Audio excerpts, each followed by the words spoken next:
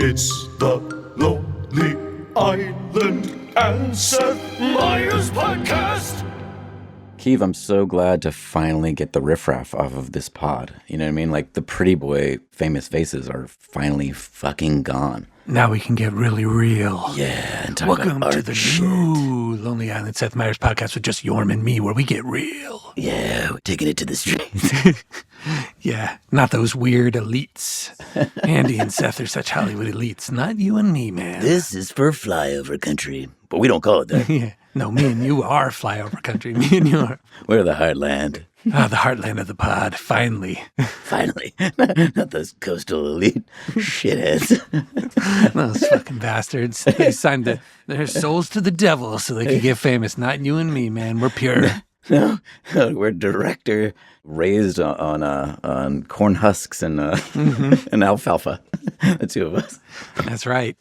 Now, Jorm, Yes, Kiv. before we get into, we're here to talk about your movie. Yeah. And anybody who clicked in knows that because it's the title. But you did it for me with Naked Gun. So this is, the week it's coming out. Tit for tat. It's coming out this Friday in theaters. It is, yeah. April 24th.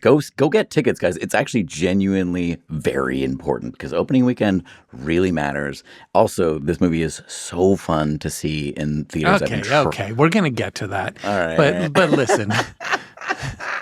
Listen, does it come out internationally? I don't have any idea. I don't think You should so. know that. Yeah. We should find out. You think this is just domestic this weekend? I think it is. I think it is just domestic. But it's going to go as wide as possible. So it will be like around. It's going to be in like at least 1,500, possibly 2,000 theaters. So the pod will get back to, we were in the middle of kind of the John Hamm episode. We had done Shirani 2, Ronnie and Clyde. Yeah. And then we wanted to hear from John Hamm. We wanted to talk about some of the other shorts, or sketches rather. Yeah. So we'll get back to that. And this week I did the Pop Star screening, and I was the only one because Andy is still shooting his movie and you had dates on either side of it, on the East Coast and New Orleans and stuff. So Yeah, you I was couldn't. Super bummed not to go. How was it? Was it But awesome? it was wonderful. So thank you. There was a lot. I mean, when someone yelled Quaid Army, almost the entire place did it. So clearly it was a bunch of people that will hear this. Dude, so I've been thank going you. around the country now, and it's been every screening. And it's like, I wouldn't say it was everyone, though. It was like maybe 40%. And so for the or at least maybe half, but like that makes it so you have to then be like, hey, for those of you who don't know, we have a podcast. Well, so And this was can't explain moderated this. by one of the two Daniels, Daniel Scheinert. He's just the best for doing it. For people that don't know, the Daniels did like Everything Everywhere All at Once and the Turn Down for What video. They're pretty. Anyway. I like that those are your two touchstones. Those are my two. And the turn down for what? Yeah. I mean, they did a lot of amazing things, but those are two of the standouts in my mind. Yes. They did their farting corpse movie, as everyone calls it, of course, love Swiss Army Man. Swiss Army Man is fantastic. Anyways, but he moderated, which was very sweet. And I would say it was 60% of the audience would felt like, or 50. And then he was starting to try to explain Quaid Army. And I was like, just don't bother. You And can't. enough of this people know. But it was so fun. And it was at this theater in LA called the Egyptian Theater that Netflix bought a few years ago and renovated for like $70 million. And it's a single screen, like old Hollywood theater on Hollywood Boulevard that I had never been in before. They're But definitely going to make their money back on that one for sure. For I'm sure, sure they've yeah. made $70 million now. Yeah. But then there's a company or whatever you'd want to call it called American Cinematheque that does the programming for the Aero Theater in Santa Monica and the Los Feliz 3, which are both very small theaters, kind of on either ends of parts of LA. And then this is kind of right in the middle. And they do amazing, like, I'm just so glad that things like it still exist. Because it's kind of like New Beverly and the Vista, too, the Tarantino ones, where every day you can check and all of a sudden it's like, oh, they're playing The Fugitive today or some old Humphrey Bogart movie or whatever. Oh, dude, I mean, you came to our LA premiere at Vidiot's for Oh, yeah, that's another one, Dead Body. Vidiot's, Yeah. that does amazing. They had just played Beaches. What is the slope like? Like, what is the rake like at the Egyptian? Because it matters so much. Now, having gone to so many different theaters around the country for Yeah. Over Your Dead Body coming out this Friday, April 24th, like the the rake matters so much. It's almost like when Brian was telling us about low ceilings and how it really affects performance for when we were doing a live show. But like, it's the same thing with theaters where like a low rake is so nice for theaters. It just like laughs, like it feels so punchy. You're talking about old school theaters. Oh my God, they're the The best. slope, you were just barely seeing over the head in front of you, if at all. And if a tall person sat in front of you, you were screwed. Yeah. But what it did do is by having normal seats, not recliners and stuff like that, and having them right next to each other and with not a big, slope in front of you, rake, what's another word for it? I don't know. Yeah. The grade. Yeah, exactly. Like it creates a sense of community between the audience way more. Like, is that what the Egyptian's like too? Yeah, you hear your neighbors. So the Egyptian was somewhere right in between. It was actually really good. Yeah. Because it wasn't like the theaters we grew up with where it's almost flat, where you really could get screwed with somebody tall in front of you, especially when we were kids. Yeah, totally. It was a little steeper than that, but... I think that's what you want. You want like a little bit so you're right over the person's head, but it still has that sense of community. Because you really feel it. Like movies like comedies, like movies that are asking for an audience to interact with it, laughing or being scared or whatever. Yeah, it makes a huge difference. Yeah. The weekend Naked Gun came out and I went around to those theaters.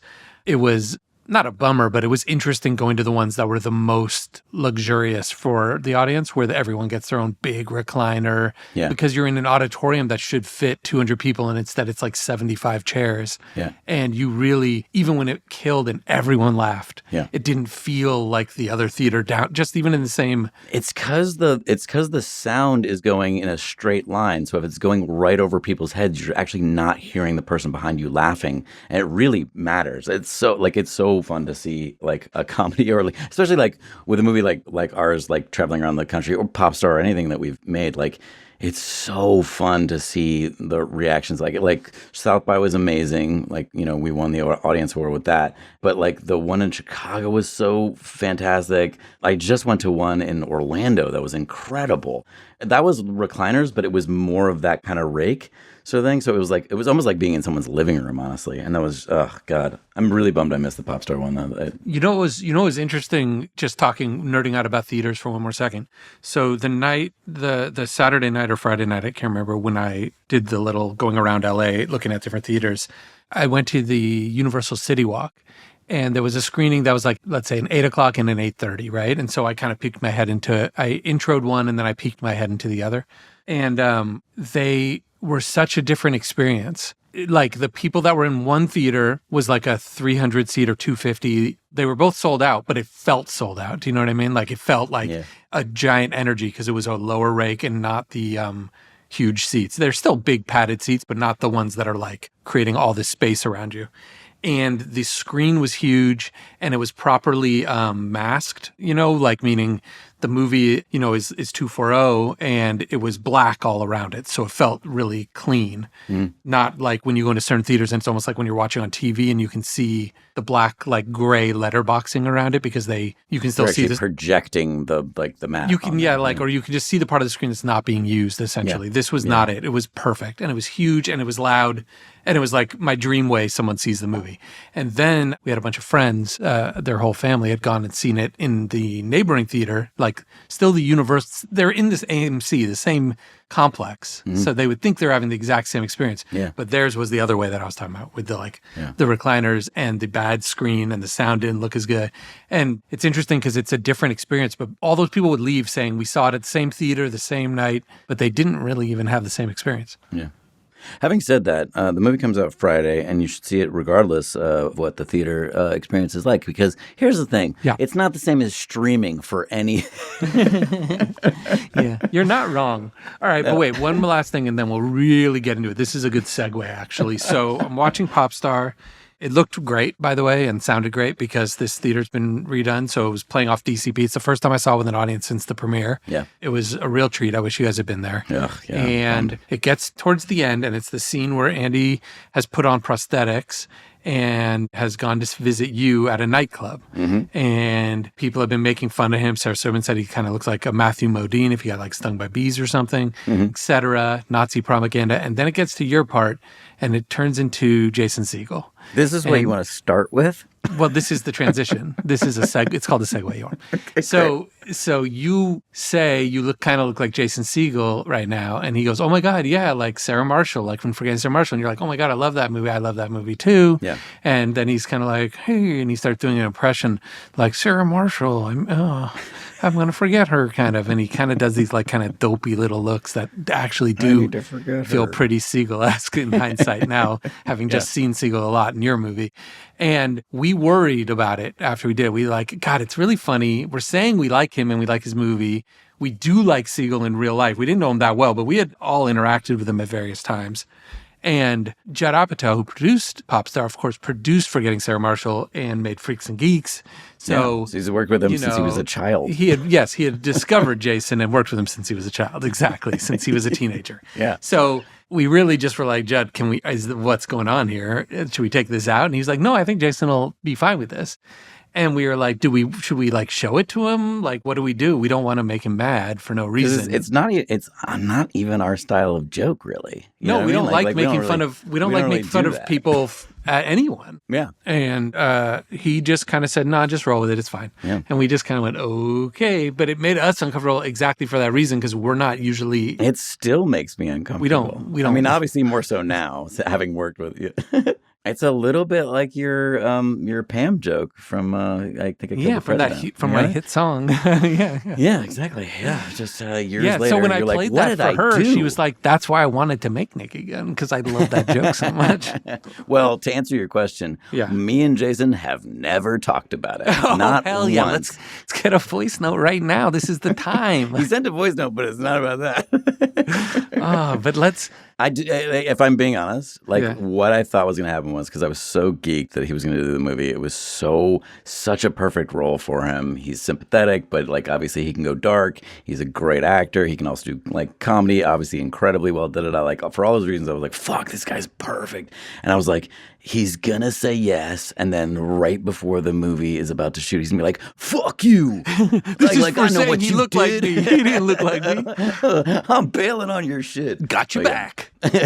Bing bong. That'd have been a great prank. But you know what? It's not too late for the second half of that prank. We don't know. Yeah, the other shoe could drop. He's probably doing some talk shows this week. Maybe he'll be like, you know what? Yeah. Maybe he'll show up in prosthetics that look like you. Yeah. Well, here's the thing. He's in a lot of prosthetic makeup in this movie. And I will say, like, he gets so fucked up. He wears his arc of his character on his face and body in this movie. And so there's a ton of like crazy special effects makeup. And by the end, he's pretty fucked up looking. He's a little swollen. And I will say spoilers. This is a spoiler-free interview today. Yeah. Yeah. But you can see it from the trailer. He gets pretty torn. His face is a bit swollen. Yeah. We'll try to do no spoilers, but it is. There's some other things. Well, what's good about this movie, though, is that there's so many twists and turns. It's very hard to, like, ruin everything, because this movie goes in way Norm, let me places. say the nice things. Oh, I'm sorry. Yeah, you go. There's so many twists and turns in this. And it's really nice that... What if you don't like twists and turns, though? You know what I mean? Like, then I'm just what if you're more like someone that wants to be on the Autobahn and just kind of... you like going fast, but straight. You like the mundane. No, fast. It's fucking dangerous, but it's just a straightaway. I want my story points to be exactly where I think they should go. Oh, there's a McDonald's. I've been to McDonald's before. Yeah, I'm trying to think of a good movie that just goes from A to B. That's it. B's the end. A's the beginning. It's a straight line. What's a good road trip movie? I don't know. Yeah, exactly. Well, no, they still always put twists and turns. These fuckers, these Hollywood elites. Not us. I don't like the twists and turns. No, that's why. We're corn-fed. Support comes from Home Chef. Home Chef is helping all of us reset with simple recipes, fresh ingredients, and meals that feel balanced and achievable. It's the easiest way to get back into a routine without resorting to takeout. You know who else uses Home Chef? Jack Quaid. That's right. When you yell out, "Hey, Quaido, what are you cooking?" It's often Home Chef, which is rated #1 by users of other meal kits for quality, convenience, value, taste, and recipe ease. It's not one size fits all. Home Chef has over 30 meal options each week with choices for different diets and tastes. So if you're someone like Quaido who only exclusively eats mac and cheese, this is a great way to switch that up with other options. Plus, it's affordable. Home Chef customers save an average of $86 per month on groceries. For a limited time, Home Chef is offering our listeners 50% off and free shipping for your first box, plus free dessert for life. Go to homechef.com/island. And Jorm, don't do the free dessert for life if you want that Jeremy Allen white body. That's homechef.com/island for 50% off your first box and free dessert for life. Homechef.com/island must be an active subscriber to receive free dessert. Support comes from Shopify. So picture this. It's late at night. You're scrolling through your feed. When all of a sudden you see it, it's a product you've been looking for. You click on the link, you add it to cart, maybe even shop around a little more before finally hitting checkout. And as you're filling in your address, you realize you don't have your card anywhere near you. That's when you see it. You see a little purple pay button. It's got all your information saved, making checkout as simple as a simple tap on your screen. Who do you have to thank for this? Shopify. It's the commerce platform behind millions of businesses around the world and 10% of all e-commerce in the U.S. from household names like Allbirds, Momofuku, and Death Wish Coffee to brands just getting started. Get the word out like you have a marketing team behind you. Easily create email and social media campaigns wherever your customers are scrolling or strolling. Best yet, Shopify is your commerce expert with world-class expertise in everything from managing inventory to international shipping to processing returns and beyond. See less carts go abandoned and more sales go with Shopify and their Shop Pay button. Sign up for your $1 per month trial today at shopify.com/lonelyisland. Go to shopify.com/lonelyisland. That's shopify.com/lonelyisland. All right, so let's go back to the beginning here, Jorm. We'll decide, how detailed we want to get. But basically, how were you approached about this movie in the very, very, very first time it came? Did you have a general meeting? What did you do? No, you will appreciate this because this came about because Tommy, I'm going to say his last name is Wirkola because I want to really put some Norwegian stank on it. And I hope that's how you actually say it. But Tommy, who did Violent Night, he's done a whole bunch of other movies. He was on set with my producer for this movie, Guy Danella, and apparently every day he was quoting MacGruber and Popstar and Hot Rod, over and over. And Guy, who is a real go-getter of a producer, I've never met anybody like this dude, was like, let's call him. Let's call that guy. Let's hit him up. And so he called me. We had an hour-long conversation, but he out of the blue hit me up. We vibed out for an hour. The Venn diagram of what Tommy does and what I do is similar in that Tommy's an action comedy guy and I'm comedy action. So there's a bit of crossover there. So I was like, yeah, I love Tommy's stuff and da-da-da. And so then a week later, Guy called me up and was like, hey, I don't know if would you ever want to do a remake?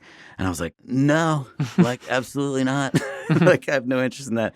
And he was like, well, just watch this movie that Tommy did. He's a couple of years old. It was I think right before the pandemic, which is even crazier to do a recent remake. But he was like, it's on Netflix. It's called The Trip. I watched it. And then he was like, and just read the script. And I couldn't get it out of my head. The script is by Nick and Brian of Britannic, the sketch comedy troupe. They're really fucking funny dudes.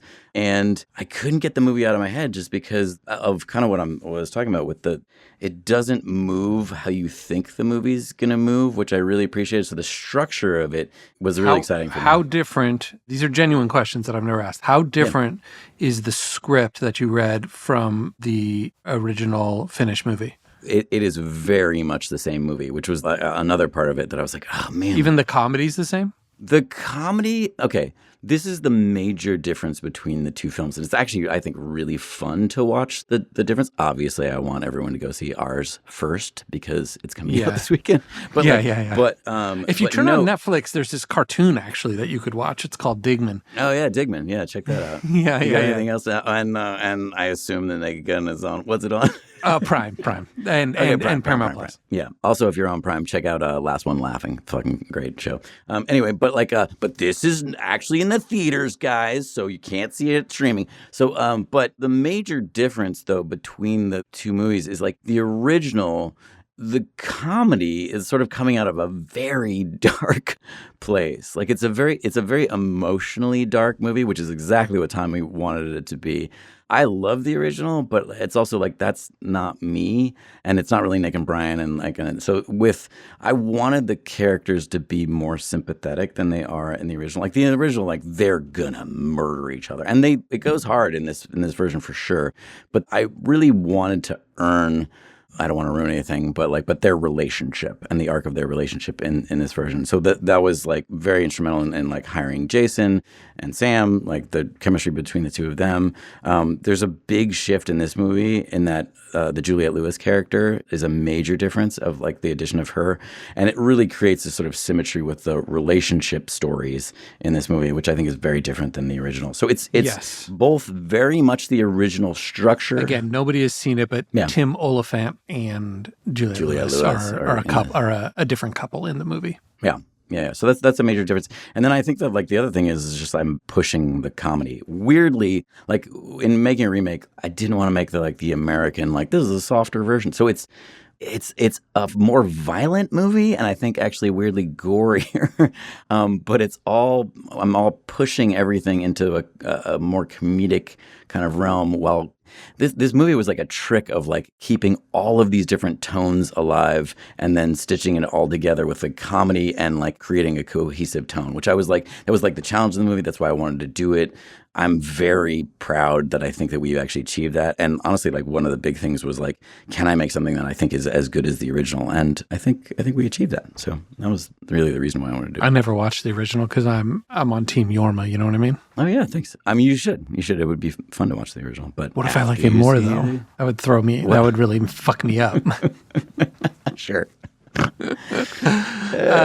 And then the funny part to me is that so it's a Finnish movie. Yes. Tommy is from Finland. Well, no. Tommy's Norwegian. No. It's Norwegian. Norwegian. He's Norwegian. We shot it in Finland. Yes. Well, your movie, no. But what about his? Is his movie Norwegian then? His The original? it's shot in Norway, Norwegian actors in Norwegian. Yes. Got it. It is a full sentimental value. Full European production. Full sentimental value. Just say that. That's clear. Okay. So then, and it's also about family drama. So they're kind of like sister movies. Anyways, the Finland part of it. Yeah. Then where does Finland come into the picture at all? So one of the production companies, XYZ, had done a movie with Karen Gillan, who's a producer on this film, executive producer on this film. And the way it came about, Nick, one of the writers, is married to Karen. They were shooting a movie for XYZ in Finland called Duel. And then it came about that the script was up. They had rights to the script, and they asked Nick and his partner Brian to write the script. So they had a connection to Finland already. They loved shooting in Finland. And then when it came time to shoot this movie, my options, because it's a cabin on a lake, there are, I think, 17,000 lakes in Finland.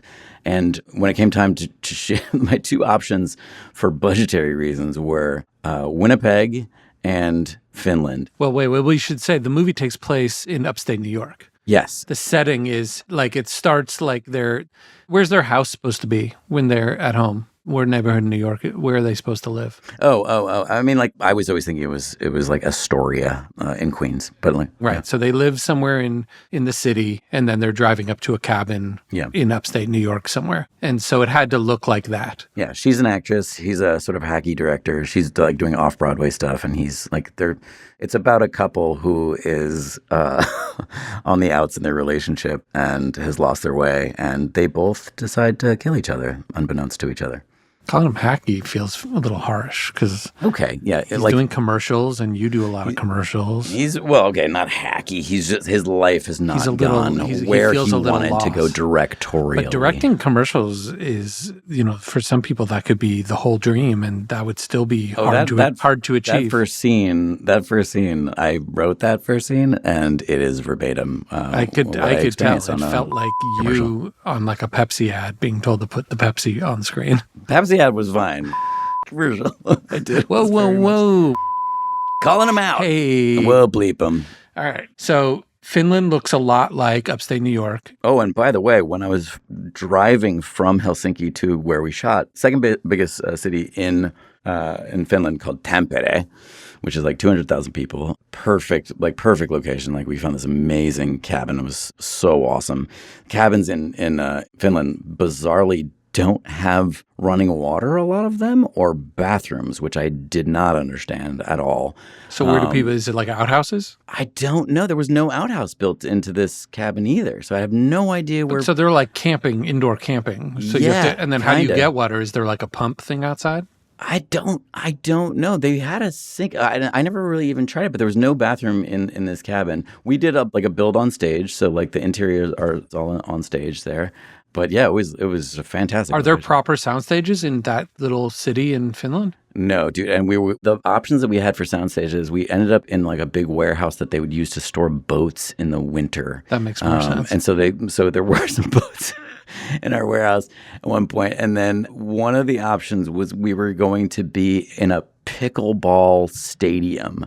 Like that was one of the places that we were. Yeah, it was like a huge, but like a really nice pickleball. Like it's like where they film the All Stars. Have you ever looked at any of the photos of when they shot Home Alone, where they built the stage? No. Where is that? It was in Chicago or out, suburbs of Chicago, and it was a. I love that you know that. I think it was a high school, and it was in like the gymnasium and in the swimming pool and stuff. Wow. It just like was random. That's like how much he wanted. I don't want to. I'm sure someone will correct me in the notes, but I just remember it. John Hughes just wanted to like be right down the street from his house. Well, yeah, because the whole movie's in Chicago, right? And then and the house, the real house from the exteriors was. Yeah. So they just had to find somewhere, but of course there was no sound stages. I wonder if they did it like right close to all their other locations. Yeah, I don't know.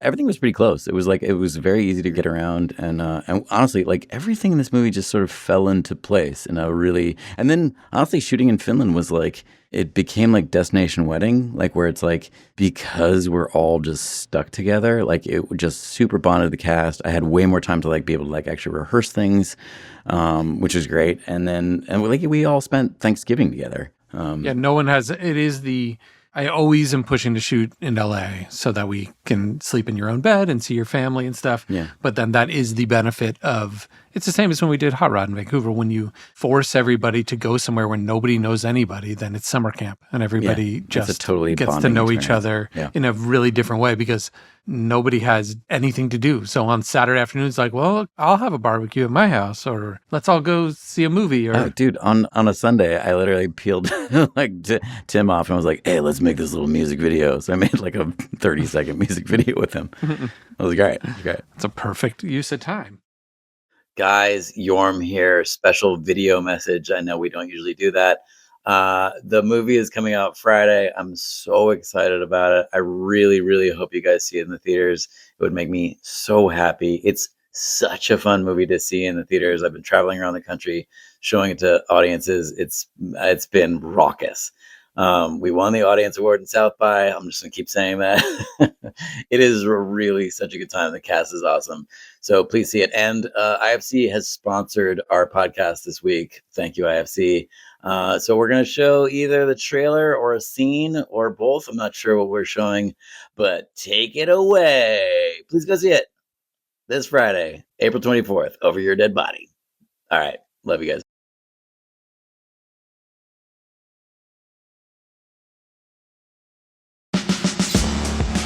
Lisa and I. We're going up to the cabin this weekend. Did I tell you that? No. How are things with you and Lisa? You know, crush the garlic. It needs to be sliced. Yes, chef! This could be a marathon. Lisa's planning a big hike by herself up into the mountains. Okay. It's also supposed to snow up there, which feels even more dangerous.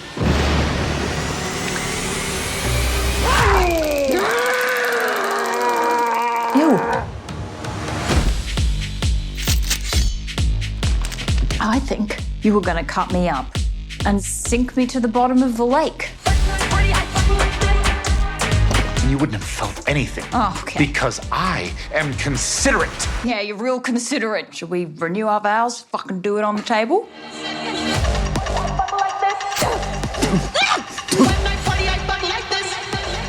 Who are you? I hate to overstep. It seems like you guys have some marital issues. I will give you $1 million. Shoot him in the fucking face. Oh, fuck you. When I party, I fuck like this.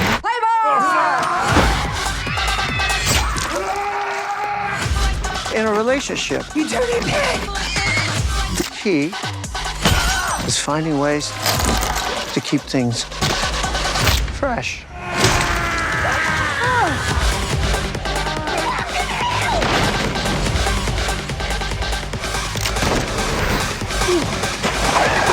That is honestly so fucked up.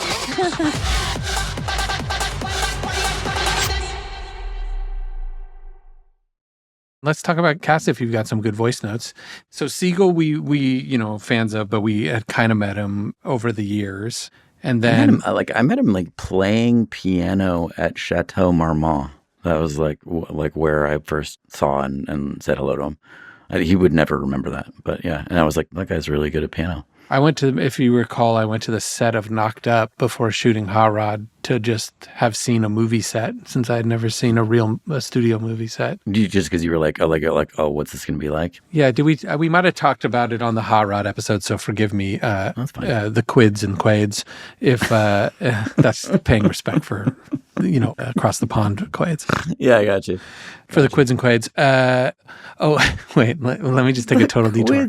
I texted you guys. I saw a comment on the YouTube video from last time, and I thought it was really worthwhile. So this is an episode isn't going to be complete if it doesn't mention Alf. And I know the other guys aren't here, but I just would be remiss not to talk about. Sure. We were going off last week, Jorm, about what if it turned out he wasn't an alien and that was just the dad's lie because he had fucked an aardvark and brought it home. I mean, everybody that's listening to this knows everything I'm saying already. It's obvious. Totally. I mean, I don't, but yeah. And he told him this is an alien to his family, but really it was just his bastard child who he wanted to raise now and have in the house. And he made up all this stuff. And then this was the comment. It was, if in the finale of Alf, the mom has a Kaiser Sose style scene where she sees Melmac plate in the cupboard and puts it all together, realizes it was all a lie that her husband had made up. She reads the back of the plate and goes, oh, God. Melmac?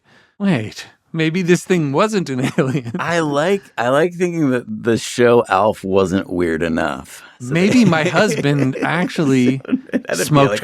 Maybe he smoked. Fever dream of. Maybe he smoked and fucked an aardvark. Maybe that's more realistic and brought home.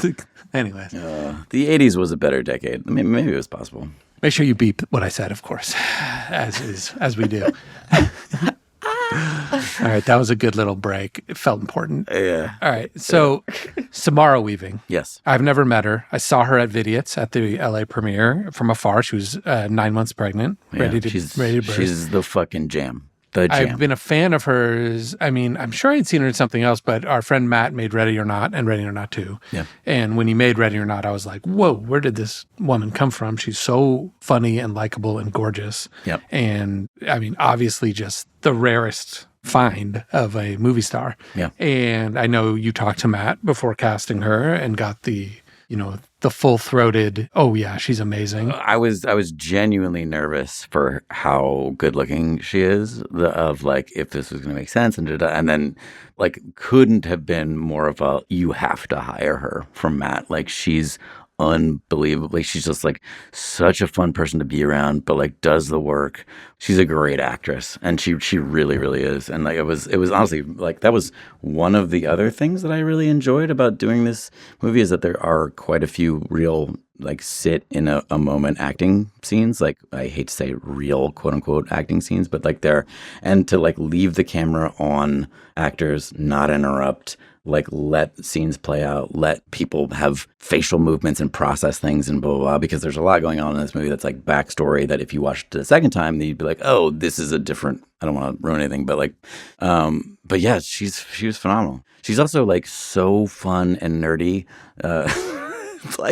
Sam was obsessed with, and probably still is obsessed with, Prince of Persia, the video game, and her and Jimmy Warden, who she is married to, wrote Cocaine Bear. Really fucking funny dude. We've actually for Party Over Here, we're trying to work with him on a show, and his writing partner. But they both love Prince of Persia so much that they had to get 2 different video game systems because they couldn't share because they wanted to play at the same time. But I'm oh my God, these fucking wonderful nerds. Is there a new Prince of Persia? I used to play it on our computer at home. You did? Back. Really? Mm-hmm. Oh, yeah. My parents' computer. I'm talking about in high school. Day. Yeah. Yeah. Is there new I mean, dude, I think any of those brands that you're you can just keep making them better and better and better. I mean, as you know, me and my son got obsessed with Breath of the Wild. Fantastic. Link has certainly changed over the years. Yeah. Oh, yeah. Look at this. There's a Prince of Persia, The Lost Crown from January 2024. I wonder if that's the one. I mean, will you ask her which one she likes? Yeah, I will. Sam and I were in the same building, and she was down the hall from me. And occasionally, like, there's a bunch of like songs in this movie, and like, occasionally we would like either rehearse at my apartment or her apartment. But it was always very funny to go over there and just hear the sounds of Prince of Persia in the background. And of course, the Jake Gyllenhaal film version is one of her favorites. Yeah, oh yeah, for sure. Let's just put that out there. Also, Sam, like just talking about her work ethic, she I don't want to put her on blast, but she, like a psychopath, like prints out the entire script and then pastes it on her wall. So the other thing about her apartment was that just all of the lines covered are with the script everywhere. Like it's like Homeland. Like she's like Claire Danes in Homeland. Like, no, this leads to this. She had the red string connecting all the moments. Yeah. Well, and then talking about Jason Segel and his work ethic. Like, so Jason lived outside of town, and he had this place that was like in the middle of nowhere because he's a romantic. Like, he loves being by himself, like experience things by himself. And Jason would record, like a lot of actors do that like to learn their lines. He'd record the whole script. So he had a version where he recorded him doing all of the whole script, doing everyone's parts, listen to that. And then he had a different version, which was everyone's lines except his. And he would do the entire script walking around. And like, honestly, when he first got to Finland, he told me that he was like, he got up at like 3 o'clock in the morning. I don't know, he was like on a time zone thing or whatever, but he walked from like 3 to 6 in the morning just listening to the script. Like, talk about dialed in. Like, it was amazing. That's such a kind of psychopath almost, you know what I mean? Yeah, but that's such a treat to have actors that are taking it that seriously and know all their stuff. Yeah. So you can just turn the camera on and they do it. Yeah, I mean, like, I think the only potential disadvantage is that they're so used to doing it a certain type of way that occasionally you have to like, jar things a little bit because like they're so dialed in with the lines, but they may have like now worn the grooves a little bit. That's interesting. Like, you can feel that a choice that they made of how to say it has now become calcified. Like, you do 3 takes, they're identical because they've already done it 40 times, 100 times at home. So it is. I'm sure you've had this experience before, but like there was one scene, there was a dining room scene that we did, and it even happens with me watching a scene where it's like you do like 5 takes, and you're like, those are all great, and then you have to stop and think like, what would actually be happening in this situation? Like, there's one where he wakes up and he's been tased, which is in the trailer, so I'm not ruining anything. But he wakes up and like I hadn't really given him the note of like play the grogginess of waking up more. And then that is the take that we use for like the first half of the scene. Like, I only got like 1 or 2 takes of that version, but it's like always having to It's surprising when there's something that obvious that because everyone's been sitting with this script for a while and everyone's in a rush and you're like, all right, let's bring it up. And then what I noticed, even just shooting this pilot the other day with Jake Johnson and Keith David and everybody, like they would do 2 quick takes and then look to me for like a direction. And I'd be like, yo, I need to process this in my brain for a second. Yeah. Like I don't necessarily have immediate, like, especially if you can tell something's not quite right, you don't necessarily know the answer immediately. Like, sometimes I have to sit there because it can be as simple as like, oh, you're just doing it too fast. Like, it's a groggier scene. And sometimes you know it right away. Yeah. But sometimes and it's a testament to your actors, right? Because we're working with pretty highly calibrated actors who have done this for years and years and years. So you are like taken in with like, oh, you're doing this very well. Yeah, you can get tricked because they're too good. But honestly, like a big thing for me, and I weirdly, I really noticed this when I was doing the Pepsi commercial, the Super Bowl Pepsi commercial with Ben Stiller and Steve Martin, because we had so little time to work with them together. They had like half an hour. And it was one of the moments that I was very proud of myself for being like, stop the cameras, let's talk, let's figure this out like together and slow it down. Like, who gives a fuck about time if it's wrong? Yeah. It was like really like those moments where you're like, stop, nobody stress out. We're going to get there, but sit there, figure out what feels wrong to you. Because it's the other advantage that both of us have is that you're working with unbelievably professional people. And they're Stiller's great. Always going to be happy to stop everything to figure it out. 100%. But all these people, like, I mean, Segel, Juliette Lewis, like Tim had great suggestions for things. And you find a lot of things in rehearsal, but they're great storytellers. So like, those are 4 just killer professionals. Like, unreal. You're never going to get bad takes out of them. You're just going to get different takes. But it's even beyond that to me, because like there's a moment, and we haven't talked about this, but like we were talking through the first, there's a flashback that happens, and it was Tim's suggestion to be like, it would be neat if at the start of the flashback, there's something that's being said that's sort of a mystery of what I'm talking about that is resolved by the end of the flashback. And I was like, that's such a fucking good note. And honestly, like as a director, I feel like I'm constantly having to be like listen to the good ideas. None of this should be about your ego. It's like literally like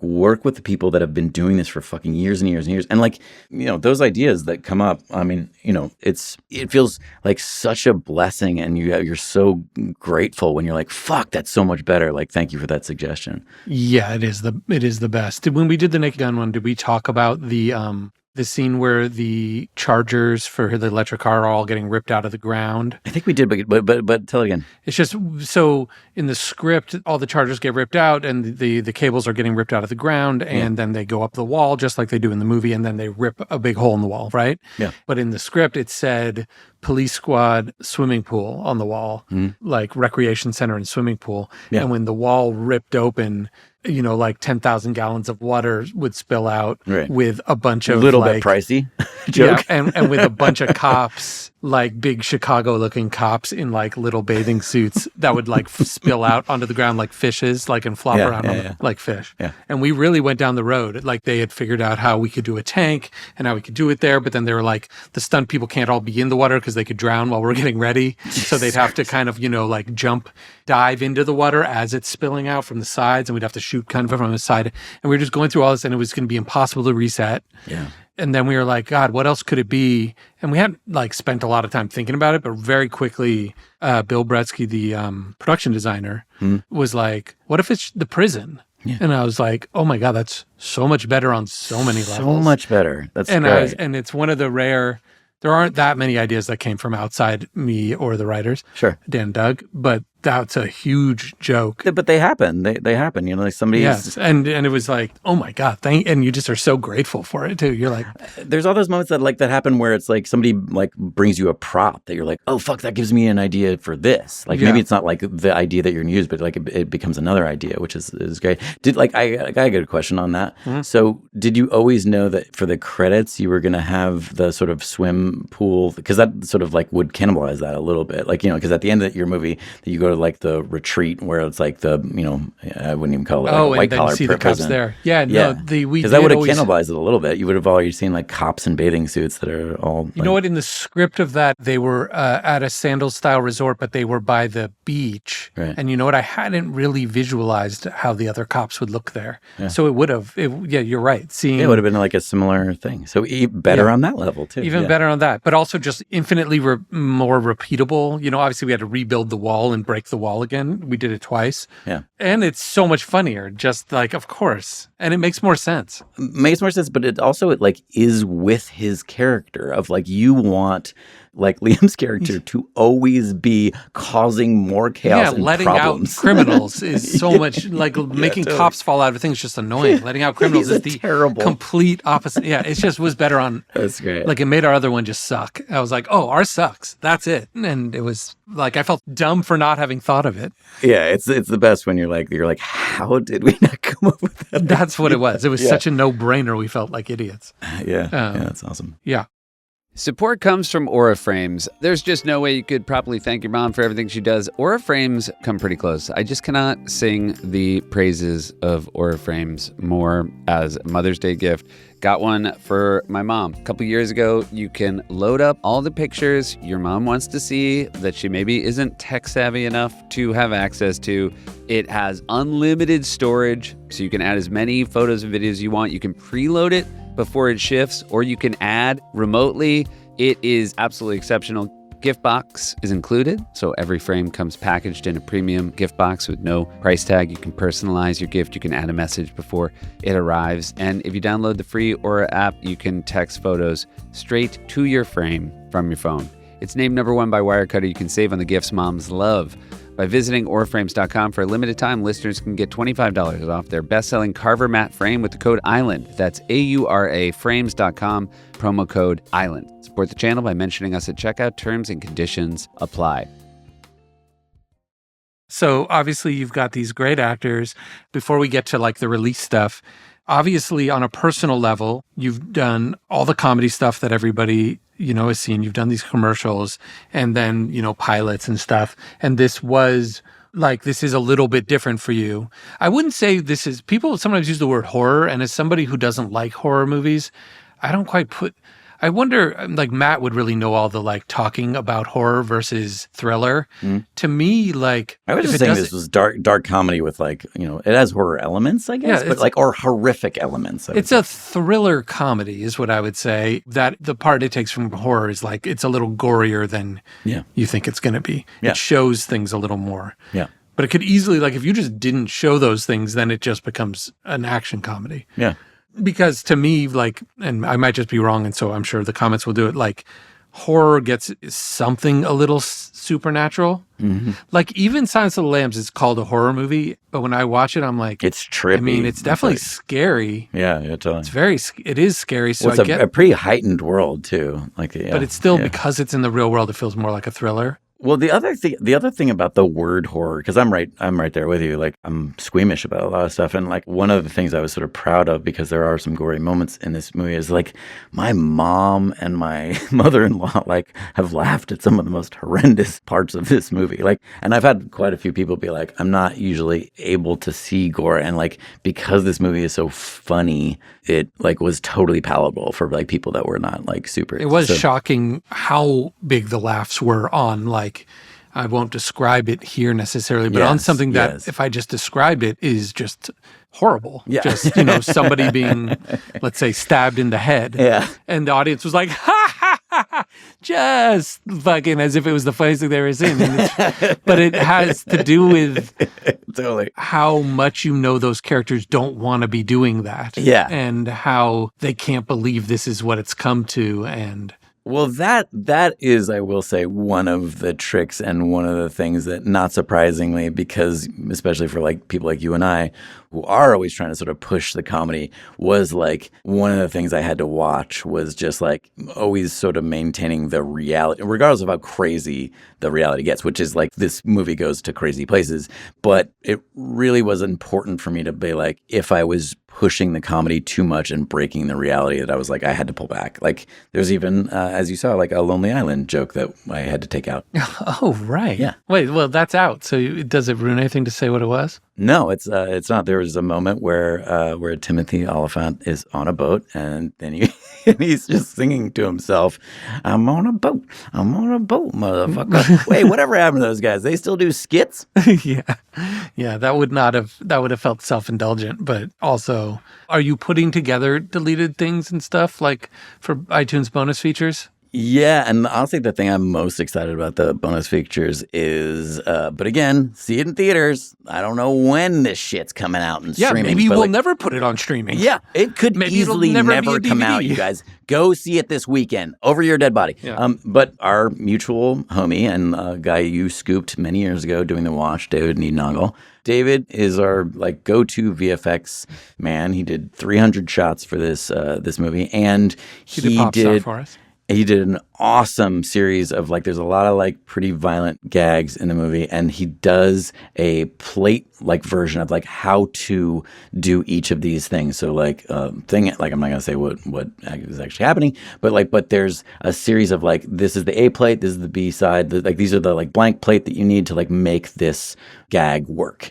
And then hilariously, so we're going to put all of that on the extras when this eventually comes out, but maybe it never will, is that he's doing it with his daughters. So it's his 13-year-old girl, getting their head, well, I'm not.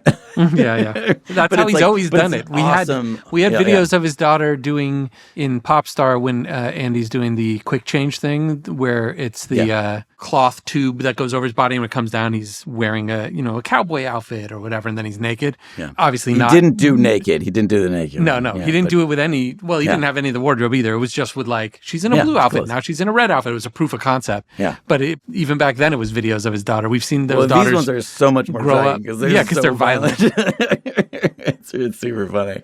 That's hilarious. Funny. Doing all the action shit was this because for me, I was actually weirdly like nervous of like the real action stuff because this is like 87 North, like who did like John Wick and like Bullet Train. Yeah, the producing team that came in, at least you knew you were with people that have done, you knew the comedy part, but they've done all the action stuff before. And you did this with Naked Gun, going through like the process. And then I'm sure it was very similar in that like you're adding comedy within that. Like, so you're getting all the benefits of these amazing fucking choreographers and they're mocking up stuff. And then you're adding like, I want this to, because you're sort of trying to like, it's almost like the comedy's enhancing the action because it creates these breaks in it where you're getting like a real laugh, especially for your movie, obviously, but you're getting like a real laugh and then you're going straight back into the action and like one's enhancing the other. So it was really fun for me to like work with these super professional in the same way it was, I'm sure for you for Naked Gun. It was such a rad experience to like, you know, one hand washing the other kind of thing. Yeah, but you guys also had so little time. How many days was the shoot? This was 32. Yeah. And there's a lot of gags. And it's just hard when it comes to action stuff because depending on the stunt, things can really slow down for safety reasons and for effects reasons. I mean, if you're spraying blood, then you take 2, whereas is it a whole new change of clothes to get the blood off? And it can slow stuff down a lot, too. Did you have any, like, moments that you had to, like, call actual, like, audibles on set? We had a couple of moments where we were like, oh, shit. Like, ours, because we're not trying to scare anybody. It was, you know, and it's just supposed to be so friendly. Like, in general, we would just veer towards it's a cartoon. So, like, it'd be like, so should his shirt rip? And I'd be like, nope. He'll just be perfect again in the next shot because, you know, he's wearing that suit. I mean, you barely notice, but Liam's wearing the same suit the whole movie, basically. That's hilarious. That's hilarious. He's just in that gray suit all the time, like a cartoon character. Like, that's what he looks like. Like Hot Rod or MacGruber. Exactly. Like, that's just what he wears. Dude, that shit is big swing comedy, dude. That's awesome. He's in a blue suit at one point a little bit, but barely ever. And it was even him. He was like, why don't I just wear this the whole time? And you're like, I think we changed his shirt underneath, but barely. And I mean, when they go on the date, when he gets home, you know, then he's in like the sweater and stuff. But basically, sure. But days are passing in the movie. You know, the movie's so over. In the montage, like when it's meant to convey days and yes, and he's in a cabin, so he's in snow clothes and cozy. Yeah. But like days are passing. Then when the montage is over, he's back in that suit, even though it's the next day. So did he get it dry cleaned? I mean, for this, like because there's so much special effects makeup, and they're so good at being like this injury, because it was always like the scene after that you would actually see what had caused the injury in the previous scene. And you're shooting out of order sometimes, so you're having to create the being so you prove that all in the beginning of like this is caused this is damage, this is like what happens. But it was happening chronologically in terms of like you see the fight and then in the next scene you start to see the swelling from what happened. So they have to be so on point with like how that and then the only thing we actually shot out of order really, because obviously like I wanted to shoot as much as you can in order, was it was so cold in Finland that we had to shoot some of the boat. There's like a bunch of boat stuff, and Jason gets in the water it was freezing, and he was so game. But that was the only thing that we actually had to like do. And it was to the point where like he wanted to go again. We have a crane like zooming at him. We almost hit him with the crane. And he was like, let's go again. I was like, dude, no. Like, I'm looking at this. We got this. Like, you're good. He's wearing like a wetsuit under his clothes? He's wearing, he's, I think they call it dry suits or something. Or I can't remember what it's called, but yeah. I've never heard of a dry suit. That's cool. Maybe that's for the camera ops. I'm not sure. Anyway, but you know, he's still freezing when he gets out. I mean, it's really, but we had to like do that early days because it was genuinely dangerous for the actors. All right. Well, now it's time for me to do the pitch of selling this that you keep trying to do. Oh, okay. And it just comes off crass. But I'm not a classy, hey, Kiv, I'm not a classy guy. But here's the reality of it is you made the whole movie, it's going to come out. And the truth is people already like it, Jorm. And so we were texting the other day and you already did your job really well. Thanks, man. Anything else, from my opinion, in my pep talk to you is gravy because people love it. Those screenings were fantastic. This is a side note, but I always remember Sandler talking about the movie Spanglish, how in the theater, even though that movie's more drama than comedy, it's a James L. Brooks movie, he was talking about how it would just get these enormous laughs. Yeah. And he was like, oh my God, like those are laughs that are bigger than the ones I get in my movies where I'm trying to be funny all the time. And it's that thing of like when you're in a movie where the story is working so well, it can get laughs that are actually, like Pop Star or Naked Gun have to work so hard for every laugh because that's what it is promising you. Whereas this movie's getting just as big laughs the way that horror or drama can, because you're being pulled into the story and then are so with the characters that the littlest thing, like just the way she says something to him about the way she's cutting garlic is a huge laugh, even though it's like just the littlest thing. It's not a written. It's awesome when it's like a visual joke too. Like there's a moment in the kitchen where she's like tiptoeing at one point, and like it kills. Yes, and it is like just a visual thing. But they're like not jokes, so to speak. They're just character moments, things blooming from character. Yeah. Anyways, that was a tangent, but it really was fun to see this in a big theater. I guess that's my pitch. And it's just would be great for Jorm to not be like super bummed after it comes out, even though like that's the real pitch. Guys. My pep talk to him is still true, which is I'm saying he already has won. Yeah. He set out to make something and it came out good. And it doesn't matter truthfully when people see it. I mean, that's not what he wants me to say. But in 10 years, he'll be doing a screening of this the way that I was just that one for Popstar. And he should have been at that one too. But point being is it's already done. Like if he can jump forward in his head, it's already done. But that's still the reason I think it is really important to see it though is because whenever people talk about like comedies, I'm like, you gotta go see them so that we can make more of them. You know what I mean? Like it helps everybody. Yeah, and you just don't want to get sad. Oh yeah, like okay. So that's the real pitch to the Quaids is that don't make me sad. Opening weekend. Yeah, help him out to not be sad. Because that's the thing. Like ultimately, you know what I mean? It's like famous people go on talk shows every week and say, "Please go see my movie." It doesn't really mean anything because you're going to get to make another movie. Yeah. Because it's already good. Like in general, people can kind of say like, I just hope it does well enough that they let me make another. But I can tell you can already make another because it's already good. And you're not going to make more money from it doing good because it's not how the deal is structured. So what's in it for you is to not get sad. Yeah. It's just your mental health. Well, and by the way, like how sad did we get on all of the things that Well, that's made? what I'm saying. The heartbreak of it is so Hot Rod, you don't want to feel that again. Oh, God. Hot Rod, fucking MacGruber, fucking Popstar. Exactly. All things we were incredibly proud of. Exactly. This So one, just super fucking my proud. plea is just for Jorm to feel he's been through a lot. I've been through a lot. He's been through a lot. He's already on every pill you can take, so he's not gonna be able to already burrito brain to mask it with drugs. He can't just take a bunch of like sedatives. He's at max drugged out already. Yeah. There's nowhere to go here. Yeah, this is all true. Thanks, Kiv, for that rousing endorsement. So that's everything else sounds, pat. It sounds like what is somebody going to do? Go on and not tell you to see whatever it is? I mean, that's the whole job. But this is real. Well, go out there and see it before it sells out, guys, because, this is hot off the hotcakes press. Yeah. This Friday, Over Your Dead Body, April 24th. If you want to get sad, I'm going to be so sad for him, guys. Can I play you Jason Segel's voice note? Yeah. What did you ask them for? Well, so I got a voice note from Segel. I just said, "Hey, are there any remembrances that you had from that?" And I will say that I disagree with this voice note. All right, You've already I've listened to it. Okay, good. Yeah, and so I'll give you my response after we listen to it. All right, let's roll it. Yeah, I guess the moment that stands out most to me from shooting is the trust that I had established with Jorma, my director, who I knew would never betray me in any way. And we did a scene where Sam and I are laying unconscious on the ground, having just fallen through the ceiling. And we're about to roll, and someone said there would probably still be some wood falling. And Jorma called out, "Do we have any wood?" And someone said, "Yeah, here's a 2x4. And then Jorma came up and said, "I'm going to drop this on your head."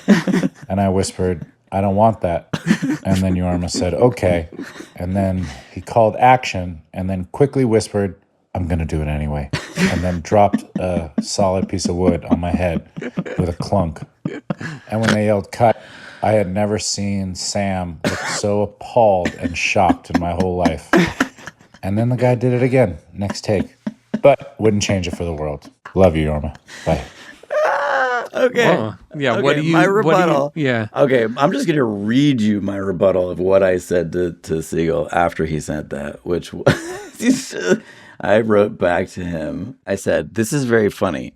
It was prop wood and very light, so you are entirely inaccurate and a liar. But this is a very funny retelling." He said, "I haven't been able to write since from the brain damage." I said, "It's good that you were paid so little that you can't afford a lawyer. Good for me, at least."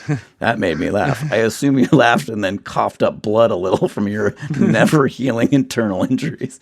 Love you, pal. Love you, pal. That was our exchange. Right. So it was a prop. It was not. Geez, it was prop wood. He really was like, dramatic. What a little whiny. Yeah, and he probably told Sam it was real, and that's why her looking aghast might have been true. Like, I can't believe he's doing that to him. Yeah. Okay. So he's trying to turn the rest of the crew against you. Is the point? I mean, I will say that Sam did seem kind of aghast. Yeah, she might have thought it was real, and because I did whisper though. I'm just gonna do it. Yeah. All right. Here's Sam's note. Okay. Hello, podcasting gang. Jorma asked me to tell a little tale from the incredible Over Your Dead Body shoot. And I think one of the best and the silliest memories I have is the trailers that we had very thin walls. So you could sort of hear everything anyone said if you were like next to them. And Jason's room was next to mine. And so at lunch, they would bring us these incredible meals. Shout out to the catering. And I suddenly start hearing Jason in his trailer going, "Oh, yeah. Oh my God. Oh, shit. That is good." And it was day one of shooting, so I really didn't know. I was in quite a predicament. I was laughing, but also didn't know whether to say like, "Hey, it was a private moment. I can hear you when you eat." And this happened every day. Every lunchtime, I'd be like trying to have a nap or something, and I'd just hear him having a whale of a time eating. A whale of a time. Yeah, it makes me giggle. And then eventually I had to be like, "Hey, dude, I can fully hear you." And then he just, instead of stopping, he ramped it up even more. Yeah. I'm sure Jason will tell you about the time that Jorma dropped wood on his head without consent a few times. I hope he tells that story. That's also a fave. Anyway, it was one of the best and most fun times I've had on a job. And yeah, love you, Jorma. Let's do it again. Oh my God, what a great human being. That was wonderful. Well, I had a follow-up question that I wish she was live. I wanted to ask, which is, well, I guess it's a question for Segel, which is, if she confronted him, I thought she was going to say, he said, like, "I've been doing that for you," as a bit. But instead, he just got louder, like as if he went, "Oh, that's funny. I'll do it even louder." But what was he doing it for before? No, he's doing it because he's in the moment. He's a Zen man in the moment, enjoying food. And like, he told this story kind of on Kimmel, but he went to like a food court and was like eating a donut. And he was like doing the same, like, yeah. like, by the way, this is in fucking Finland. So he's like, by it himself. Is a stoic by himself taking bites. culture. Going, "Oh, hell yeah. Oh, that's good." But just by himself? Dude, just to give you like some context, my first AD, Antti, like my impression of him was, "I am Antti. I'm doing a joke. No, I'm serious. No, I'm doing a joke." He was like a beautiful looking Navy SEAL, like tacked up, like dude, like he was just like so stoic. Like that movie Sisu, like which is about like perseverance against all odds, no matter what, is like that's Finland, 100%. So to have a big dude just being like, "Oh yeah, this food is good," it's like that is not normal in Finland. So he got stopped after like eating at this place by like this woman who was like this security guard who was trying to take his car keys because she was like, "You're clearly super high," and he had to be like, "No, I'm American." No, I'm just. This is how we are. We're this dumb all the time. When we enjoy something, we're gonna let you know. I just like him being alone, being like, "Oh shit." Yeah. By the way, catering was super good, and this was the first time I've ever had catering where there was no options. They just made you one thing. They just made you a meal. Oh, that's really so good. That sounds very good, honestly. Oh, well, this was a treat. Yeah, thanks for talking about my movie. Thank you for those voice notes. It made me want to go to a dinner with Samara and Jason and hear a ton of it. So invite me when you're in LA and wrangling them into a dinner. Just be like, Akiva's tagging along. So I can hear it because they sound very funny. And her Australian accent is spot on. She's doing it so believable. She has a couple Australianisms that I really fucking like. And that Did actually she say feel like fair dues a lot? Dude, they feel like they're straight out of our podcast too, because she calls somebody a gronk, and that sounds like very much like this podcast. Not a gonk. Yeah, you fucking gronk. not a gronk. A gronk. That is really good. Yeah. And by the way, speaking of dinners, I loved this moment was when we were in Finland. We were out to a very nice dinner, all the cast together, and Timothy and Juliet were talking, and they were talking about, they were like, oh yeah, what did you do with Leo? And I was like, oh, Leo DiCaprio, they both worked with Leo.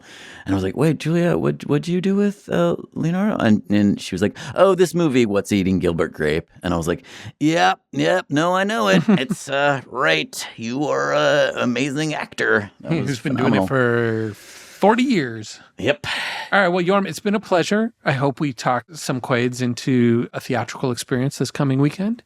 And thank you in advance to them. And congratulations to you, Jorm. And it's nice to, get real with you without the jokesters around. Oh, my God. Thank you for bringing that up. The people it's who always can't a pleasure take to talk to anything you. serious. Where you're a real director, a real artist, like getting down to brass tacks. The sarcasm from those guys. And you're like, are you being serious right now? I can never tell you're being serious.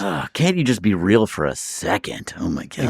Exactly. What are they so afraid of? Yeah. They're running from something. Just like the Quaids are going to be running into the theater so that Jorm doesn't have to run from his emotions. All right. Thank you, everybody. All right. Don't make me depressed, guys. Love you, Jorm. Love you, Kiv. Later, Arnold. Later, Quaids.